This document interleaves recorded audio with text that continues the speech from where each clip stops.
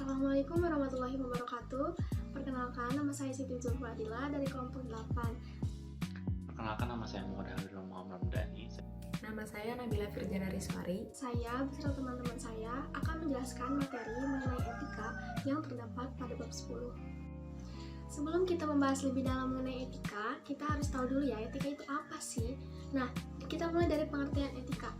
Etika adalah salah satu cabang dari filsafat yang bertitik tolak dari nilai atau value dan moral manusia yang berkaitan atau berkenaan dengan tindakan manusia. Nah, kata etika itu sendiri berasal dari bahasa Yunani kuno, yaitu ethos, yang artinya cara bertindak, adat, tempat tinggal, dan juga kebiasaan. Nah, sedangkan moral berasal dari bahasa Latin, yaitu mos, yang artinya sama dengan etika. Nah, etika ini terkait dengan cara berperilaku dalam mengikuti norma dan juga aturan-aturan yang berlaku dalam masyarakat, serta bagaimana seseorang dapat mengambil sikap yang bertanggung jawab terhadap berbagai norma moralitasnya itu. Nah, selanjutnya ada perbedaan antara etika dan moral.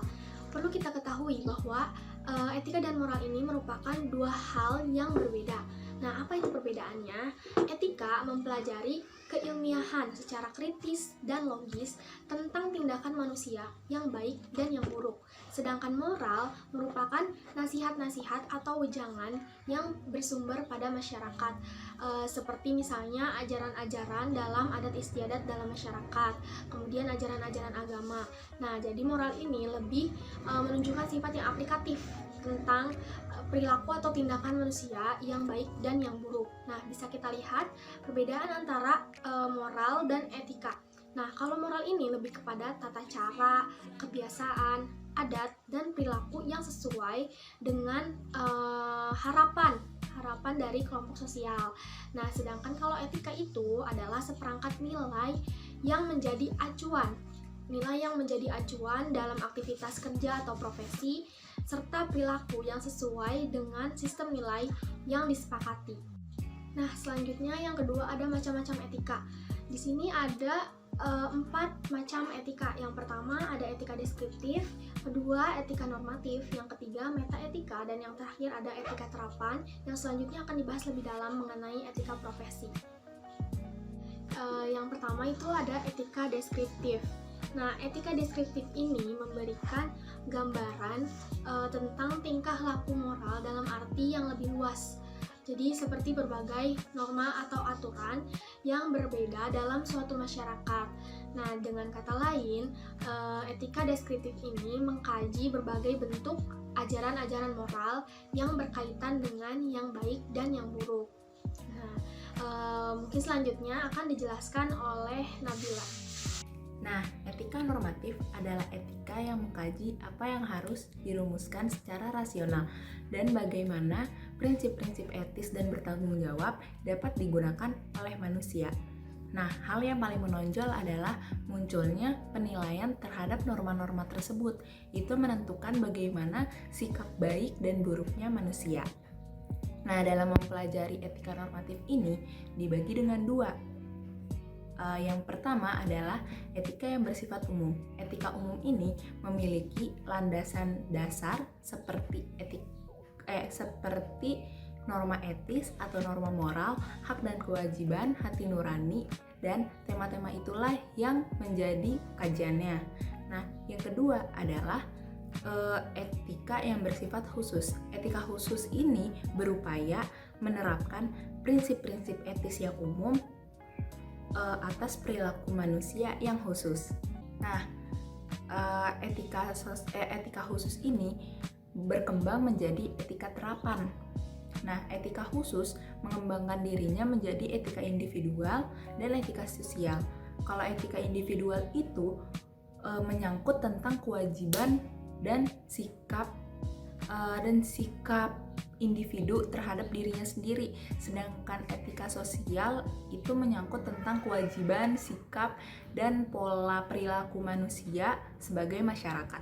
Metaetika adalah Kajian etika yang membahas tentang kaidah bahasa, terutama bahasa etis yang dipakai dalam bidang moral. Nah, Kebahasan seseorang dapat menimbulkan penilaian etis terhadap ucapan mengenai yang baik dan yang buruk dan kaidah logika. Contohnya seperti iklan di TV tentang obat. Nah, kan ada beberapa iklan yang memakai slogan untuk menganjurkan minum obat tersebut dan katanya khasiatnya dapat menghilangkan penyakit tersebut dan orangnya kembali sehat. Nah, slogan ini sebenarnya terlalu berlebihan dan akhirnya kelompok produsen ini memunculkan ucapan etis, yaitu jika sakit berlanjut maka hubungi dokter.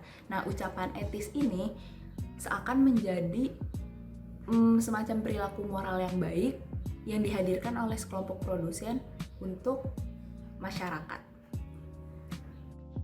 Etika terapan atau applied ethics adalah studi etika yang menitik beratkan pada aspek aplikatif teori etika atau norma yang ada.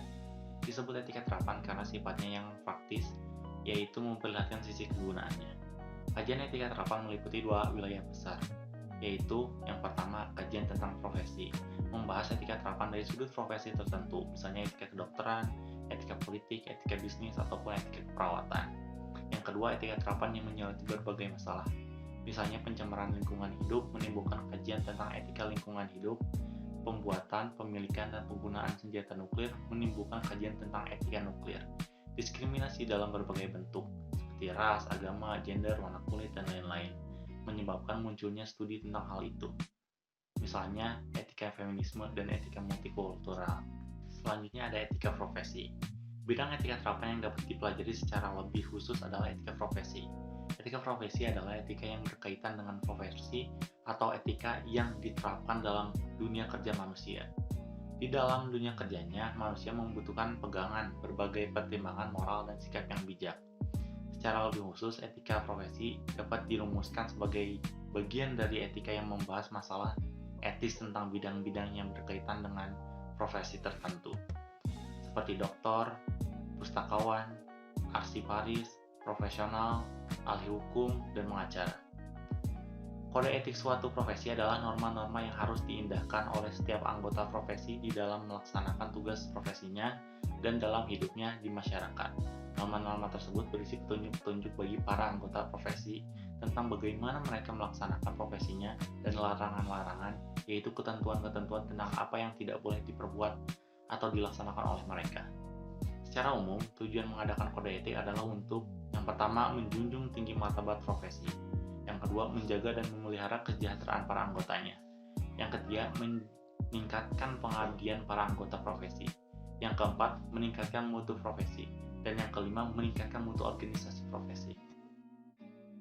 Sekian presentasi dari kelompok kami. Kurang lebihnya mohon maaf. Wassalamualaikum warahmatullahi wabarakatuh.